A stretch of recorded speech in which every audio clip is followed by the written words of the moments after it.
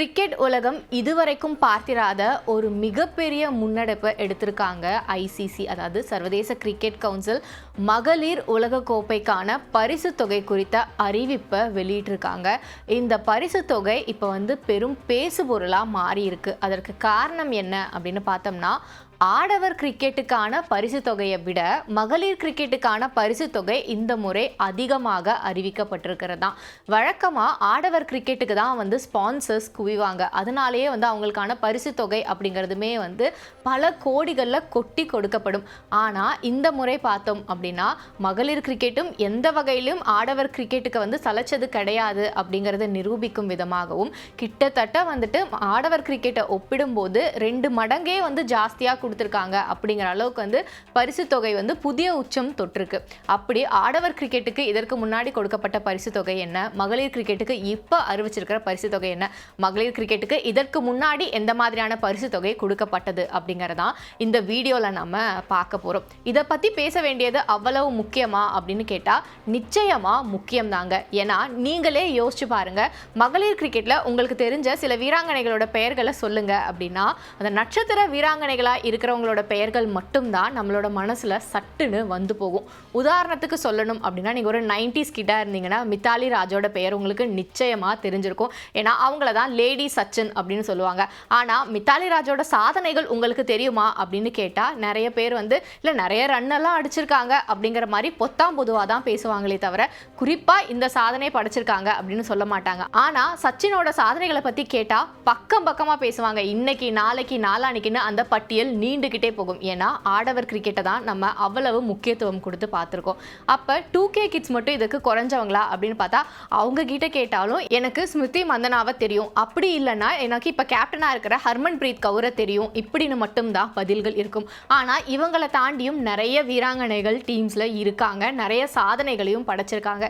இது இந்திய கிரிக்கெட்டுக்கு மட்டும். இதுவே இன்டர்நேஷனல் கிரிக்கெட் அப்படின்னு போகும்போது விரல் விட்டு எண்ணக்கூடிய வீராங்கனைகளோட பெயர்கள் உங்களுக்கு தெரிஞ்சிருந்தாலே நிஜமாவே நீங்க ஒரு கிரிக்கெட் லவர் தான் அப்படின்னு ஒத்துக்கலாம். ஏன்னா அந்த அளவுக்கு தான் விமென்ஸ் கிரிக்கெட்டை பத்தின நம்மளோட நாலேஜ் அப்படிங்கிறது இருக்கும். ஸோ அப்படிப்பட்ட விமென்ஸ் கிரிக்கெட்டுக்கு இந்த முறை மென்ஸ் கிரிக்கெட்டை விட எவ்வளவு தொகை கூடுதலாக கொடுத்துருக்காங்க அப்படின்னு பார்த்தோம்னா, கடந்த முறை அதாவது 2023 50 ஓவர் உலகக்கோப்பை இந்தியாவில் நடந்ததில்ல, அந்த சமயம் ஆடவர் கிரிக்கெட்டுக்கான பரிசு தொகையா எவ்வளவு கொடுத்திருந்தாங்க அப்படின்னு பார்த்தோம்னா 88.2 கோடி ரூபாய் கொடுத்திருந்தாங்க. இந்த முறை பார்த்தோம் அப்படின்னா விமென்ஸ் கிரிக்கெட் இந்தியாவில் தான் நடக்க போகுது. இந்த மாதம் 30ஆம் தேதி போட்டிகள் தொடங்க இருக்கு. இவங்களுக்கான பரிசு தொகையா கிட்டத்தட்ட 121 கோடி ரூபாய் அப்படிங்கிறது அறிவிக்கப்பட்டிருக்கு. இது முந்தைய ஆண்டுகளை ஒப்பிடும்போது கிட்டத்தட்ட 300% மேல அதிகம் அப்படின்னு சொல்றாங்க. அதே சமயம் வின்னருக்கான பரிசு, ரன்னருக்கான பரிசு அப்படின்லாம் நம்ம பிரிச்சு பார்த்தோம் அப்படின்னா, இதற்கு முந்தைய தொடரில் விமென்ஸ் கிரிக்கெட்டில் ஜெயிக்கிறவங்களுக்கு கொடுத்த பரிசு தொகை அப்படிங்கிறது 11.62 கோடியாக இருந்திருக்கு. இந்த பரிசு தொகையை இந்த முறை எவ்வளவு உயர்த்திருக்காங்க அப்படின்னு பார்த்தோம்னா 39.55 கோடி, அதாவது கிட்டத்தட்ட 40 கோடி ரூபாயா அந்த பரிசு தொகை அப்படிங்கிறது உயர்த்தப்பட்டிருக்கு. அதே மாதிரி பார்த்தோம் அப்படின்னா ரன்னர் அப் அப்படின்னு வரும்போது அந்த 40 கோடி ரூபாயில இருந்து அப்படியே பாதி 20 கோடி ரூபாய் பரிசா இந்த வருஷம் கொடுக்க போறாங்க. இதற்கு முந்தைய காலகட்டத்தில் ரன்னருக்கு கொடுத்த பரிசு தொகை அப்படின்னு பார்த்தோம்னா 5.28 கோடி, அதாவது அதற்கு அந்த வருஷம் கொடுத்த வின்னருக்கான பரிசு தொகையிலிருந்து அதுவும் கிட்டத்தட்ட பாதியா தான் இருந்திருக்கு. இதை தாண்டி செமிஃபைனல்ஸ்க்கு 2 டீம் வந்திருப்பாங்கல்ல, ஃபைனல் போன டீமை தவிர, அவங்களுக்கு கொடுக்கக்கூடிய பரிசு தொகை அப்படிங்கிறது இந்த வருஷம் கிட்டத்தட்ட 10 கோடி ரூபாயா இருக்கு. அதாவது 9.88 கோடி அப்படின்னு சொல்லியிருக்காங்க. கடந்த காலங்களில் இந்த தொகை எவ்வளவா இருந்தது அப்படின்னு பார்த்தோம்னா 2.64 கோடியா இருந்திருக்கு. இதை தாண்டி இன்னொரு மிக முக்கியமான விஷயம் என்ன அப்படின்னு பார்த்தோம்னா, டோர்னமெண்ட்ல பங்கேற்கக்கூடிய அணிகள் அப்படின்னு எடுத்துக்கிட்டோம்னா அவங்கெல்லாம் 5 மற்றும் 6வது இடம் பிடிக்கக்கூடிய அணிகளுக்கு 6 கோடி ரூபாய் கிட்ட பரிசு தொகை அப்படிங்கிறது வழங்கப்பட இருக்கு. அதே மாதிரி 7, 8வது இடம் பிடிக்கக்கூடிய அணிகளுக்கு 2.5 கோடி ரூபாய் அப்படிங்கிறது பரிசு தொகையா அறிவிச்சிருக்காங்க. இதையும் தாண்டி குரூப் ஸ்டேஜஸ்ல ஒவ்வொரு போட்டியிலையும் ஜெயிக்கிறாங்கல்ல, அந்த ஒவ்வொரு போட்டிக்குமே பரிசு தொகை அப்படிங்கிறது 30 லட்சம் ரூபாயா சொல்லியிருக்காங்க. அதுக்கப்புறம் இதுக்காக நீங்க குவாலிஃபை ஆயிருந்தாலே போதும், உங்களுக்கு ஒரு 2.20 கோடி ரூபாயை நாங்கள் பரிசா கொடுக்குறோம் அப்படின்னு சொல்லியிருக்காங்க. இது எல்லாத்தையும் அப்படியே பெர்சன்டேஜில் கால்குலேட் பண்ணணும் அப்படின்னா மொத்த பரிசு தொகை இருக்குல்ல, இது முந்தைய ஆண்டை ஒப்பிடும்போது 297% அதிகரிச்சிருக்கு. அதே மாதிரி வெற்றியாளருக்கான பரிசு தொகை மட்டுமே பார்த்தோம் அப்படின்னா 239% வந்து உயர்த்தப்பட்டிருக்கு. அதே மாதிரி ரன்னருக்கான பரிசு தொகை அப்படிங்கும்போது 273% உயர்த்தப்பட்டிருக்கு. அதற்கப்புறமா அரையிறுதிகளுக்கு வர அணிகளுக்கான பரிசு தொகையுமே வந்து அதே 273% அப்படிங்கிறது உயர்த்தப்பட்டிருக்கு. ஸோ இவ்வளவு பரிசு தொகை உயர்வு அப்படிங்கிறது உண்மையிலேயே ரொம்ப நல்ல விஷயம் தான்.